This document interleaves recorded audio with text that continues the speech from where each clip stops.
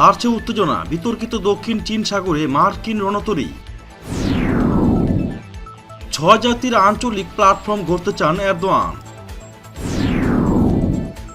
পাকিস্তান সেনাবাহিনী প্রধানের মিশর সফর, সামরিক সহযোগিতা বৃদ্ধির চুক্তি স্বাক্ষর। 4 ঘন্টা আলোচনার পর বৈঠক শেষ বাইডেন পুতিনের, রাষ্ট্রদূতদের ফেরত পাঠাতে ঐক্যমত্য দুই দেশ। ফের চীনের হুঁশিয়ারি, তাইওয়ানে হস্তক্ষেপ মোটেই সহ্য করা হবে না। ইসরায়েলি F-35 পাইলটদের প্রশিক্ষণ ইতালিতে ক্ষোভ। যুক্তরাষ্ট্রে চাপিয়ে দেওয়া অর্থনীতি যুদ্ধের বিরুদ্ধে রুখে দাঁড়িয়েছে ইরান, রুহানি।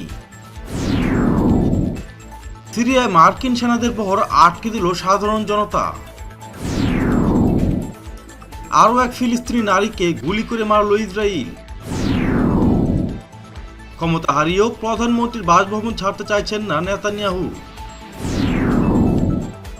ইসরায়েলি আগ্রাসন বন্ধে জর্ডানের নেতৃত্বে আরব কমিটি। সীমান্ত পাহারায় ভুটানের রাজা। ভারতে নতুন আতঙ্ক গ্রিন ফাঙ্গাস। ফিলিস্তিনিদের জন্য মুসলিম বিশ্বকে ঐক্যবদ্ধ হওয়ার আহ্বান বাংলাদেশের রাষ্ট্রপতির। এবং সবশেষে থাকছে, চীনকে মোকাবেলায় ভয়ঙ্কর ট্যাঙ্ক নিয়ে আসছে ভারত।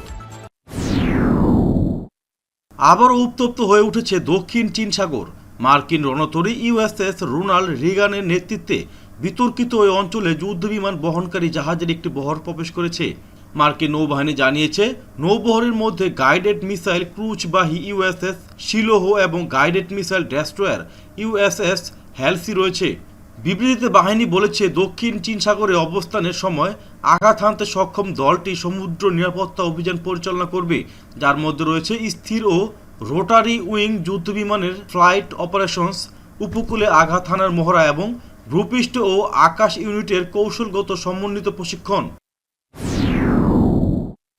তুরস্কের president Recep Tayyip Erdogan Azerbaijan সফর করছেন। এ সময় তিনি তুরস্ক সহ 6টি দেশ নিয়ে আঞ্চলিক নিরাপত্তার বলয় গড়ার উপর জোর দেন।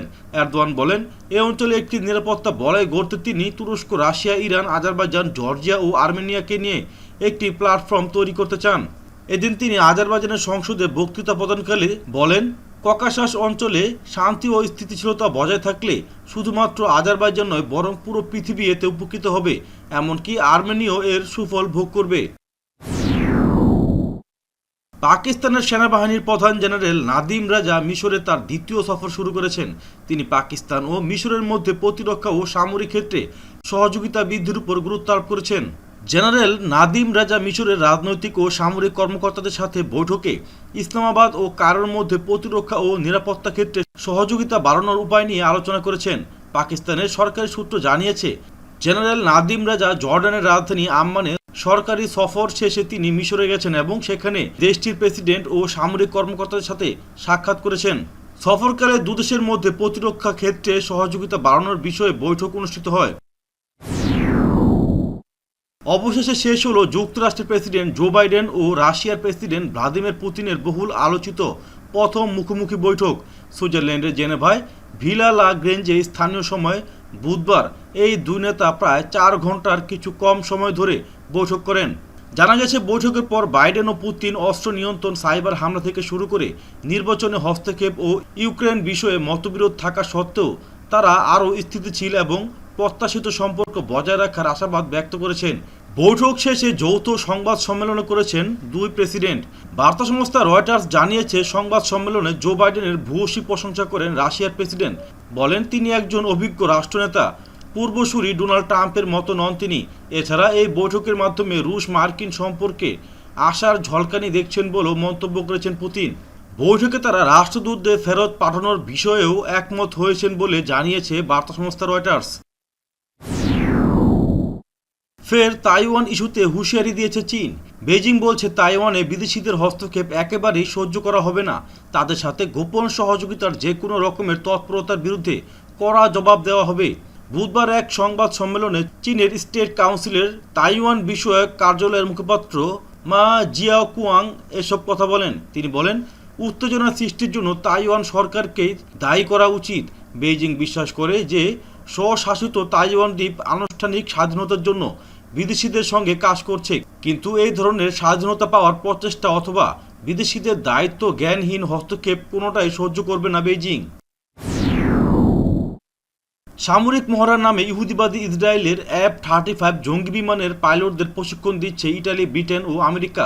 ফ্যালকন স্ট্রাইক 21 নামের 12 দিনের এই মহড়া ইতালির দক্ষিণাঞ্চলের আমেন্দোলা বিমান ঘাটির কাছে অনুষ্ঠিত হচ্ছে। বিষয়টি নিয়ে ইতালিতে চরম ক্ষোভের সৃষ্টি হয়েছে। এই মহড়ার প্রতিবাদে ইতালির কয়েকজন জাতীয় সংসদের আইন প্রণেতা দেশের পররাষ্ট্রমন্ত্রী ও প্রতিরক্ষা মন্ত্রীকে ডেকে ব্যাখ্যা চাওয়ার দাবি করেছেন সরকারের কাছে। গত 3.5 বছর ধরে যুক্তরাষ্ট্রের চাপিয়ে দেওয়া অন্যায় এবং বর্বরচিত অর্থনৈতিক যুদ্ধের ফলে তার দেশের জনগণ মারাত্মক ক্ষতির মুখে পড়েছে। তবে সাহসী ইরানি জনগণ শত্রুদের ষড়যন্ত্র ব্যর্থ করে দিয়ে তাদের বিরুদ্ধে রুখে দাঁড়িয়েছে বলে জানিয়েছে ইরানের প্রেসিডেন্ট ডক্টর হাসান রুহানি। বুধবার মন্ত্রিপরিষদের এক বৈঠকে তিনি একথা বলেন। সিরিয়ার উত্তর পূর্বাঞ্চলীয় হাসাকা প্রদেশে মার্কিন সামরিক বাহিনীর একটি বহর আটকে দিয়েছে সেখানকার সাধারণ লোকজন। সিরিয়ায় মার্কিন সেনাদের মোতায়েনের কারণে দেশটির জনগণ যে প্রচণ্ড ক্ষুব্ধ হয়ে উঠেছে, সামরিক বহর আটকে দেওয়ার ঘটনা তারই বহিঃপ্রকাশ। আরও এক ফিলিস্তিনি নারীকে গুলি করে হত্যা করেছে দখলদার ইসরায়েলি বাহিনী। ফিলিস্তিনি গণমাধ্যমে জানানো হয়েছে, বুধবার ইসরায়েলি সেনাদের হাতে নিহত ওই নারীর নাম মাই আফানা। তিনি মেডিকেল শিক্ষার্থী, বয়স 29 বছর। ওই নারী আবু দিসের বাসিন্দা। ইসরায়েলি বাহিনীর দাবি, ওই নারী ইসরায়েলি সেনাদের একটি দলকে নিজের গাড়ি দিয়ে চাপা দেওয়ার চেষ্টা করেন। তাকে গুলি করার পর তিনি রক্তাক্ত অবস্থায় ঘটনাস্থলেই পড়েছিলেন এবং সেখানেই তার মৃত্যু হয়। ইসরায়েলের সাবেক প্রধানমন্ত্রী বেনিয়ামিন নেতানিয়াহু ক্ষমতা হারানোর পরও জেরুজালেমে অবস্থিত প্রধানমন্ত্রীর সরকারি বাসভবন ছাড়তে চাইছেন না। দ্য টাইমস অফ ইসরায়েল এ সংবাদ জানিয়েছে। এদিকে নেতানিয়াহুর অফিস থেকে জানা গেছে, এই বিরোধী দলীয় নেতা কয়েক সপ্তাহের জন্য ইসরায়েলের প্রধানমন্ত্রীর বাসভবন ছেড়ে যাবেন না। ইসরায়েলের প্রধানমন্ত্রী নাফতালি বেনেট অবশ্য এ বিষয়ে কোনো মন্তব্য করেননি। অধিকৃত ফিলিস্তিনে ইসরায়েলি আগ্রাসন ও উস্কানি বন্ধে একটি কমিটি গঠন করেছে কয়েকটি আরব দেশ। কমিটির প্রধান হিসেবে জর্ডানকে নির্বাচন করা হয়েছে। সংশ্লিষ্ট আরব দেশগুলোর মন্ত্রী পর্যায়ের বৈঠকে জর্ডানকে এই দায়িত্ব দেওয়া হয়। জর্ডানের রাষ্ট্রীয় বার্তা সংস্থার বরাত দিয়ে খবর দিয়েছে আরব নিউজ। প্রতিবেদনে বলা হয়েছে, জর্ডান, সৌদি আরব, ফিলিস্তিন, কাতার, মিশর, মরক্কো ও তিউনিসিয়ার পররাষ্ট্রমন্ত্রী এবং আরব লীগের মহাসচিব এই কমিটিতে রয়েছেন। করোনা ভাইরাস মহামারীতে সংক্রমণ বাড়তে থাকার কারণে ভুটানের রাজা জিগমে খেসার নামগিয়েল ওয়াংচুক দেশটির পূর্ব সীমান্তে 5 দিন টহল দিয়েছেন। এ সময় তার সঙ্গে ছিলেন প্রধানমন্ত্রী লোটায়ে শেরিং। অবৈধ পথে সীমান্ত অতিক্রমের মাধ্যমে যেন নিজের দেশে সংক্রমণ না বাড়ে, সেজন্য তিনি নিজেই মাঠে নেমেছেন। ভারতে করোনার মাধ্যমে ব্ল্যাক, হোয়াইট, ইয়েলো ফাঙ্গাস আতঙ্ক ছড়াচ্ছে। এরই মধ্যে নতুন আতঙ্ক হয়ে ধরা দিয়েছে গ্রিন ফাঙ্গাস। মধ্যপ্রদেশে এক ব্যক্তির শরীরে নতুন এই রোগ শনাক্ত হয়েছে। ওই ব্যক্তিকে এয়ার অ্যাম্বুলেন্সে করে মুম্বাইয়ে হস্তান্তর করা হয়েছে। গ্রিন ফাঙ্গাসের প্রাদুর্ভাবে উদ্বেগ প্রকাশ করেছেন চিকিৎসকরা। ফিলিস্তিনিদের জন্য মুসলিম বিশ্বকে ঐক্যবদ্ধ হওয়ার আহ্বান জানিয়েছে বাংলাদেশের রাষ্ট্রপতি আব্দুল হামিদ। রাষ্ট্রপতি মোহাম্মদ আব্দুল হামিদ স্বাধীন সার্বভৌম ফিলিস্তিন রাষ্ট্রের প্রতি বাংলাদেশের আকুণ্ঠ সমর্থনের কথা পুনর্ব্যক্ত করেছেন। একই সঙ্গে তিনি দেশটির জনগণের জন্য মুসলিম বিশ্বের প্রতি ঐক্যবদ্ধ প্রচেষ্টারও আহ্বান জানিয়েছেন। স্প্রাট SDM-1 হচ্ছে বিশ্বের একমাত্র হালকা উভয়চর যুদ্ধযান, যেটি মূল যুদ্ধ ট্যাঙ্কারের মতোই ধ্বংসাত্মক ক্ষমতা রাখে। এছাড়া ভাসমান অবস্থায়ও কামান দাগানোর সক্ষমতা আছে এই ট্যাঙ্কারের।